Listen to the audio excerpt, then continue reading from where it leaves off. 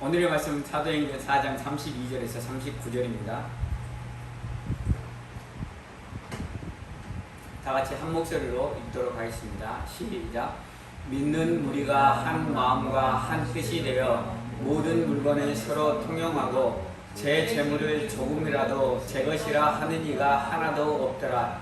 사도들이 큰 권능으로 주 예수의 부활을 증거하니 우리가 큰 은혜를 얻어 그 중에 획절한 사람이 없으니 이는 밭과 집이 있는 자는 팔아 그 판 것의 값을 가져다가 사도들의 발 앞에 두매 저희가 각 사람의 필요를 따라 나눠 주미러라. 구브로에서 난 레이족인이 있으니 이름은 요셉이라. 사도들이 일컬어 바나바라 번역하면 권위자라 하니 그가 밭이 있음에 팔아 값을 가지고 사도들의 발 앞에 두니라. 아멘. 지난주부터 축구를 시작했습니다. 나이가 들어가면서 조금 격한 운동이어서 다치는 것이 염려되어서 다른 운동으로 바꿔보려고 했는데 제가 좋아하는 운동 중에 그만큼 운동할 수 있는 운동이 없어서 다시 도로 축구로 이렇게 전향을 했습니다. 축구는 팀 운동이기 때문에 팀에 보탬이 되는 선수도 있고 팀에 보탬이 되지 않는 선수도 있습니다. 그래서 팀에 마이너스는 안 되겠다고 열심히 뜁니다. 그러나 팀이 보탬이 되고 보탬이 안 되는 것을 떠나서 사람들이 싫어하는 유형이 있습니다. 어떤 사람을 싫어할까요? 자기 플레이에 대해서는 아무 말 안 하고 남의 플레이를 지적하며 뭐라고 하는 사람은 다 싫어합니다. 사람들의 마음은 비슷합니다. 사람들 다 마음 비슷합니다. 그래서 자기가 지적받고 다른 사람 막 지적하고 이런 사람들 누구나 다 싫어할 것입니다. 그럼에도 불구하고 그렇게 하는 사람이 있다는 것은 무엇일까요? 자기를 돌아보지 못한다는 것입니다. 우리 인간은 다 비슷한 것 같습니다. 우리가 공동체 생활을 할 때 좋아하는 사람과 싫어하는 사람, 어떠한 행동을 싫어하는지 어떠한 행동을 좋아하는지 우리는 다 잘 압니다. 그러나 우리가 우리 자신들을 돌아보지 않으면 내 스스로도 싫어하는 행동들을 할 수 있다는 것입니다. 그래서 바라기는 우리 그리스도인들은 사람들이 싫어하는 행동보다도 사람들이 좋아하는, 그래서 사람들의 기쁨을 주는 그런 행동들을 하기를 간절히 소원합니다. 우리가 그렇게 해야 되는 이유는 뭐냐면 우리가 가지고 있는 복음을 증거할 수 있는 가능성을 가지기 위해서입니다. 우리는 어떻게든지 이 땅에서의 사명, 하나님께서 주신 복음을 증거하는 사명을 우리는 이 땅에서 이루어야 되는 사명을 가지고 있기 때문에 그 사명을 이루기 위해서 다른 사람에게 기쁨을 주고 다른 사람에게 칭찬 듣는 사람이 될 때만 우리 안에 있는 그 사랑에, 우리를 사랑해 주신 그 예수 그리스도를 증거할 수 있는 가능성을 갖는다는 것입니다. 만약 우리가 싫어하는 행동들을 하면 우리 안에 아무리 좋은 것이 있어도 그것이 다른 사람에게 전도될 수가 없다는 사실입니다. 우리가 늘 우리 공동체 내에서도 뿐만 아니라 우리가 소속되어 있는 가족에서도, 그리고 우리가 소속되어 있는 직장에서도, 친구들의 모임 가운데서도 우리는 늘 사람들이 좋아하는 행동들을 할 수 있기를 간절히 소원합니다. 그래서 우리는 어떻게 하든지 때를 얻든지 못 얻든지 복음을 증거하는 대로 나아가는 저와 여러분이 되기를 간절히 소원합니다. 우리가 지난주에 살펴본 대로 초대교회의 상황이 급변했습니다. 처음에는 예수님이 십자가에 죽으셨고 부활하심으로 인해서, 부활 승천하심으로 인해서 그리스도교의 수장이 없어졌습니다. 수장이 없어졌기 때문에 그리스도교는 곧 있으면 해체되거나 유명무실하게 될 것이라고 사람들은 생각했습니다. 그래서 내버려 두었습니다. 그런데 이게 웬일입니까? 예수 그리스도께서 없음에도 불구하고 예수 그리스도의 이름으로 복음이 증거되고 수많은 사람들이 복음을 믿고 그리스도인이 되었고, 예수 그리스도의 이름으로 기적과 이적이 행해짐으로 인해서 많은 사람들이 예수가 그리스도, 예수가 메시아라는 사실을 믿는 일이 일어났다는 것입니다. 그러므로 인해서 로마 관원과 유대 종교 지도자들은 가만히 내어버려 두면 안 되겠다는 생각을 했습니다. 그래서 이제는 관리를 해야 되겠다. 그 관리는 무엇입니까? 그리스도인들을 핍박하겠다는 것입니다. 복음을 증거하는 자들을 핍박해서 더 이상 예수의 이름이 증거되지 못하도록 해야겠다는 것들을 결의하기 시작했습니다. 그리고 그 소식을 전해드린 초대교회는 이제 상황이 급변했기 때문에 어떻게 해야 됩니까? 그래서 하나님께서 하나님이 너희를 어떻게 사랑했는지를 다시 한번 그들에게 깨닫게 해주시기 위해서 기적을 체험한 그 사람이 40세나 되었다라고 지난주에 말씀을 드렸습니다. 40년 동안 비참한 인생을 살았던 그 인생, 더 이상 소망이 없던 인생이 예수 그리스도의 이름으로 인해서 하나님을 만나고 소망 갖는 인생, 새로운 인생으로 변화된 것처럼 내가 너희도 사랑해서 너희 비참한 인생, 죄와 허물로 죽었던 인생을 구원하여 주었다는 믿음을 그들에게 주셨습니다. 그리고 또한 그들이 믿음을 받고 또 한 가지 했던 것은 무엇입니까? 크게 소리를 내어 하나님께 부르짖었습니다. 핍박이 다가올 핍박을 생각하면서 그들이 하나님의 도우심을 바라고 크게 소리 높여 기도했다는 것입니다. 그들이 기도할 때 하나님께서 진동으로 응답하셨습니다. 진동은 별다른 건 없지만 하나님께서 너희와 함께 하신다는 사인입니다. 내가 너희와 함께함으로 너희를 지킬 것이라는 사인입니다. 그리고 나서 오늘의 말씀을 주셨습니다. 오늘의 말씀 32절입니다. 믿는 무리가 한 마음과 한 뜻이 되어 모든 물건을 서로 통용하고 제 재물을 조금이라도 제 것이라 하는 이가 하나도 없더라. 핍박의 소식을 전해 듣고 하나님께서 베푸신 은혜를 기억하고 하나님께 기도하고 그리고 나서 이제 공동체가 어떠한 모습으로 나아가야만 그러한 핍박을 잘 견디어낼 수 있을 것인지에 대해서 보여주고 있는 것입니다. 그 첫 번째는 믿는 무리가 한 마음과 한 뜻이 되는 것입니다. 하나가 될 때에만 공동체에 향한 핍박을 견디어낼 수 있다는 것입니다. 외부의 적은 내부를 결속시킨다는 말이 있습니다. 외부의 적이 생기면 내부의 조그만 문제들을 넘어서 외부의 적과 싸우기 위해서 하나로 똘똘 뭉친다는 것입니다. 그래서 독재자들이 가장 많이 사용했던 방법이 바로 전쟁이라는 방법이었습니다. 독재로 인해서 사람들이 많은 문제들을 제기할 때 전쟁을 일으키면 외부에 적이 생기기 때문에 내부에 독재로 인한 어떠한 조그만 문제들은 사람들이 신경 쓰지 않는다는 것입니다. 큰 외부의 적과 싸우기 위해서 독재로 인한 문제들을 그냥 간과하고 넘어가고 큰 적과 싸우는데 온 힘을 쏟는다는 것입니다. 그래서 독재자들은 항상 독재를 시작하면 가장 먼저 했던 것 중에 하나가 전쟁을 일으키는 것이었습니다. 오늘 기독교 초대교회에 외부적인 핍박이 다가올 때 가장 먼저 했던 것은 내부적인 결속, 공동체가 하나 되는 것이었습니다. 이 공동체가 하나 되기 위해서, 한 마음과 한 뜻이 되기 위해서 우리가 무엇을 해야 됩니까? 그것은 앞절에 나와 있는 믿는 무리라는 말에 답이 있습니다. 믿음, 우리가 한 믿음을 가질 때 한 마음과 한 뜻이 될 수 있다는 것입니다. 그래서 사도 바울이 에베소서에서 이야기합니다. 같이 읽겠습니다. 몸이 하나요 성령이 하나이니 이와 같이 너희가 부르심의 한 소망 안에서 부르심을 입었느니라. 주도 하나이요 믿음도 하나이요 세례도 하나이요 하나님도 하나이시니 곧 만유의 아버지시라. 만유 위에 계시고 만유를 통일하시고 만유 가운데 계시도다. 우리가 한 믿음을 가질 때 우리는 자연스럽게 한 마음과 한 뜻을 소유할 수 있다는 것입니다. 한 믿음이라는 것은 무엇입니까? 우리가 동일하게 하나님을 믿는 것입니다. 동일한 하나님을 믿는 것입니다. 동일한 예수 그리스도를 믿는 것입니다. 동일한 성령님을 믿는 것입니다. 그 동일한 것을 믿는다는 것은 우리가 동일하게 하나님 말씀을 믿는 것입니다.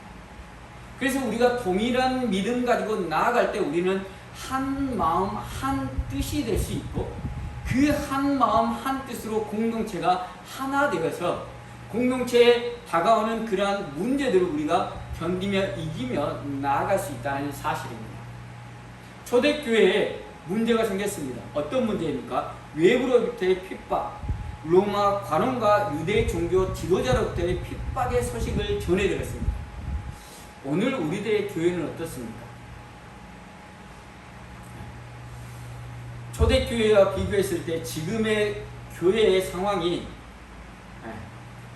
더 쉬운 상황은 아니라고 생각되어집니다. 수많은 교회를 대적하는 수많은 사상들, 종교다원주의라든가 세속화라든가 인본주의 어떤 사상들이 우리를 공격하고 있고 지금이 전도하기에 가장 힘든 시기라고 이야기합니다. 지금이 전도하기에 가장 힘든 시기라고 이야기하는 것을 거꾸로 뒤집어서 이야기하면 지금이 교회가 세상으로부터 가장 핍박받는 시대라는 것을 반증하고 있다는 것입니다.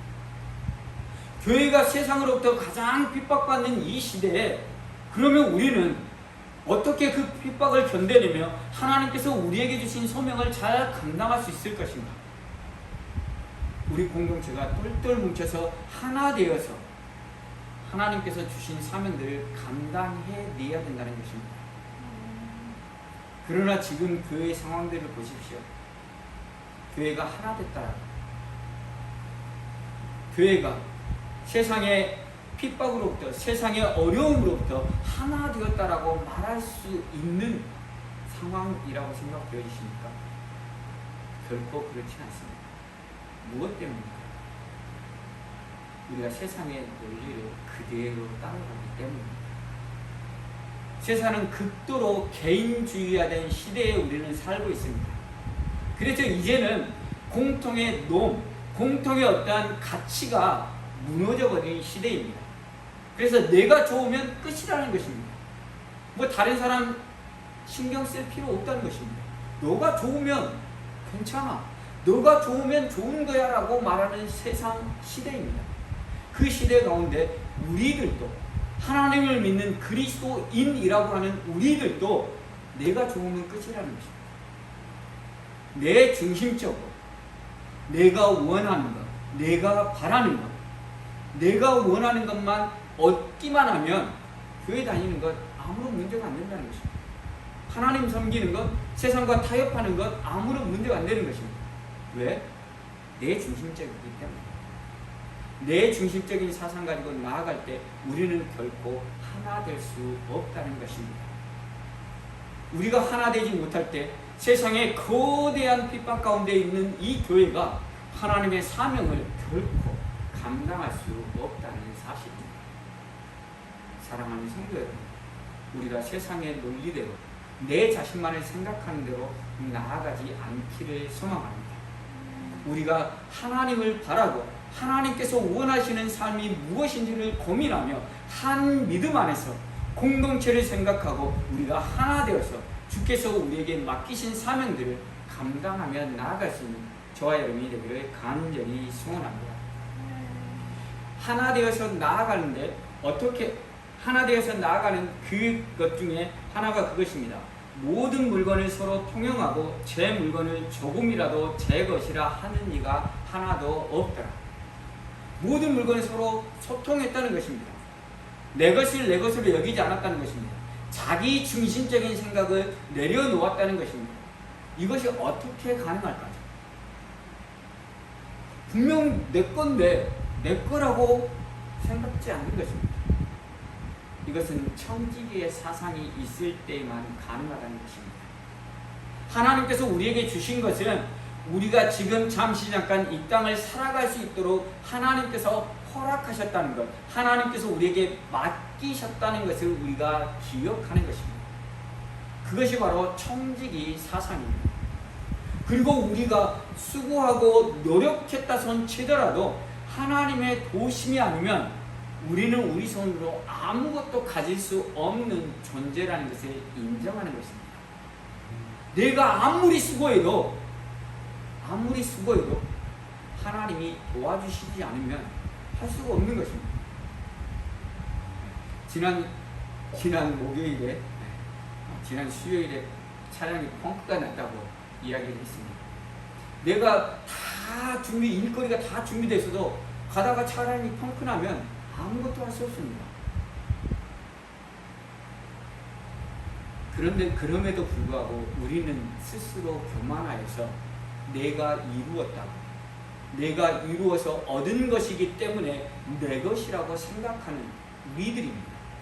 그렇기 때문에 초대교회 성도들처럼 서로 물건을 통용하고 제 물건을 조금 더 제 것이라고 하는 마음이 아니라 내 것이기 때문에 형제를 위해서 쓰는 것도 아깝고 이웃을 위해서 베푸는 것도 아깝고 내 것이기 때문에, 내가 수고해서 얻은 것이기 때문에.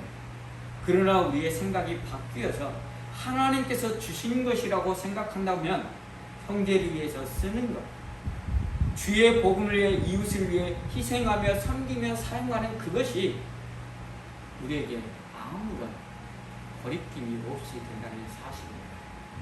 그러므로 우리가 다시 한번 청지기의 사상을 우리가 생각할 수 있기를 간절히 소원합니다.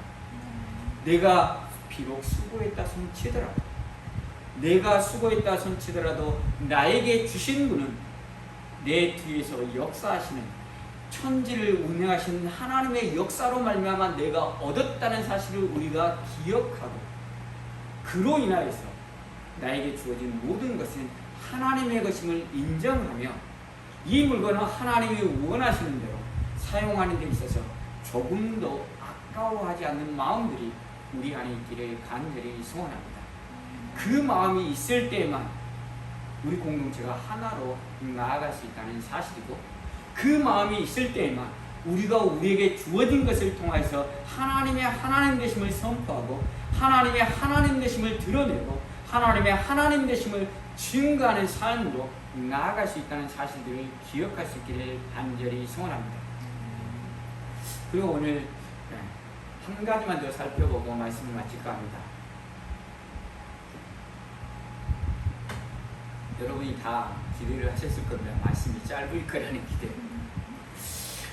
그래서 오늘 우리가 멀리 못 갈 것 같아서 말씀을 길게 해도 되나라는 생각을 했는데 여러분이 다 이게 짧을 거라는 기대를 다 가지고 계시는데 길게 하면 안 될 것 같다는 생각도 들기도 하고 그래서 준비한 만큼만 하도록 하겠습니다.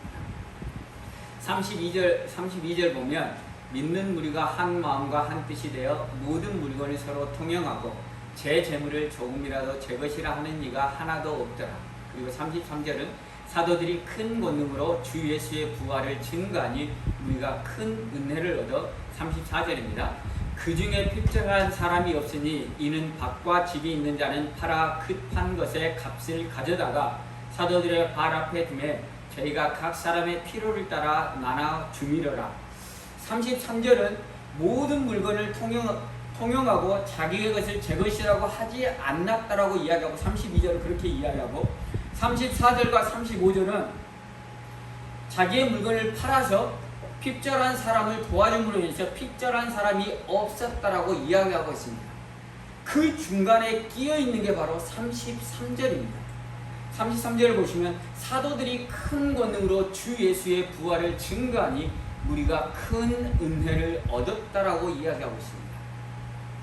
자기의 것을 자기의 것이라고 주장하지 않고 그리고 34절에 자기의 집을 팔아서 부족한 자들, 핍접한 자들에게 팔아서 나눠줌으로 인해서 궁핍한 자가 없을 정도로 그러한 삶을 살 수 있었던 근거가 바로 33절이라는 것입니다. 33절을 다시 한번 보시면 사도들이 큰 권능으로 주 예수의 부활을 증거하니 우리가 큰 은혜를 얻어. 33절은 어떠한 모습입니까? 바로 우리의 예배의 모습이라는 것입니다. 사도들이 큰 권능으로 말씀을 선포하고 무리들은 그 말씀을 아멘으로 화답할 때 그 무리들이 은혜를 얻음으로 인해서 그들이 자신의 것을 자신의 것이라고 여기지 않고 자신의 소유를 다 팔아서 핍접한 자들을 도와줌으로 인해서 한 사람도 궁핍한 사람이 없는 자리로 나아갈 수 있었다는 것을 이야기하고 있는 것입니다. 바꿔 말하면 우리가 그리스도인다운 삶을 살 수 있는 가장 근본은 예배를 통해서 하나님의 말씀을 듣고 그 말씀의 은혜를 깨닫는 것입니다. 예배 가운데 하나님을 만나는 은혜가 있을 때만 우리가 우리의 일상의 삶 가운데서 그리스도인다운 삶을 살 수 있다는 것을 분명하게 보여주는 것입니다. 사도들이 큰 권능으로 주 예수의 부활을 증거했다는 것은 하나님의 말씀이 선포됐다는 것입니다. 예수 그리스도가 어떠한 분임을 선포했다는 것입니다. 예수는 누구입니까? 예수는 우리의 구원자이십니다. 하나님이신 예수 그리스도가 하나님의 형상을 버리고 우리의 모양, 피조물의 모양으로 이 땅에 오셨고, 피조물의 모양뿐만 아니라 죄인의 모습으로 오셔서 우리의 죄, 나의 죄, 여러분의 죄를 대신 지시고 십자가에 죽으셨다는 것이 선포됐고, 예수 그리스도의 부활이 선포됐고, 그 선포된 말씀이 여러분 마음 가운데 큰 은혜로 다가왔다는 것이고, 그 은혜를 가지고 초대교회가 하나 되는 공동체로 세워졌다는 사실입니다. 사랑하는 성도 여러분, 우리도 초대교회가 같은 그러한 은혜가 있기를 간절히 소원합니다.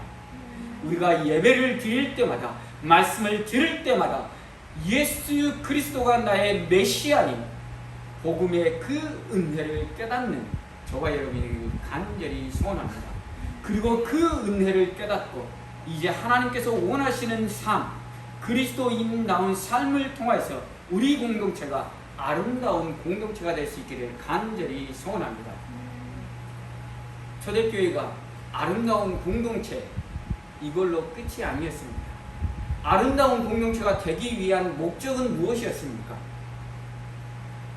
핍박 가운데서도 복음을 증거하기 위해서 그들이 서로 통용하며 아름다운 공동체를 이루었다는 사실입니다. 우리도 마찬가지입니다. 우리가 오늘 바베큐를 하고 서로 교제를 나누고 서로 아름다운 공동체, 섬김의 공동체로 나아가고자 하는 이유는 우리가 하나 되어서 하나님께서 우리 교회에 맡기신 사명인 복음 증거의 사명을 감당하기 위함이라는 사실을 기억하시기를 바랍니다. 여러분께 참으로 감사드립니다. 왜냐하면 어제 오늘 바베큐를 한다니까 혹여라도 뭔가 부족한 것 내가 가져가야 되지 않을까라고 여러분들이 뭐 부족한 것 없습니까? 부족한 것 없습니까? 여러분들의 마음이 익혀져서 너무나 감사했습니다. 그리고 우리 공동체가 정말 소망 있는 공동체라는 생각을 했습니다. 그리고 이 공동체가 하나 되어서 아름다운 공동체로 만들어서 우리에게 맡겨진 사명을 감당하며 나아가는 그러한 공동체가 될 수 있기를 우리가 잘 이끌어 나가야겠다는 생각을 했습니다. 그래서 우리가 이제 찬양하고 기도할 텐데 우리에게 가장 있어야 할 것은 복음을 깨닫는 것입니다. 예수 그리스도를 아는 것이 첫 번째이고, 그 예수를 알음을 통해서 우리 공동체가 아름다운 공동체가 되는 것, 하나 되는 공동체가 되는 것이 두 번째고, 그 아름다운 공동체를 통해서 우리에게 맡겨진 사명을 감당하며 나아가는 것이 우리의 마지막 최종의 목표라는 사실을 기억하시기를 바랍니다. 그러므로 이 시간 우리가 기도할 때 예배 때마다 하나님을 알고 예수 그리스도를 더 알고 예수 그리스도의 은혜가 내 안에 늘 샘솟기를 우리가 기도하기를 원합니다. 그래서 그 은혜로 서로가 서로를 섬기며 아름다운 공동체로 세워져가는, 그래서 우리 아름다운 공동체를 통해서 하나님의 소명이 감당되는 그러한 놀라운 공동체가 되기를 간절히 소원합니다.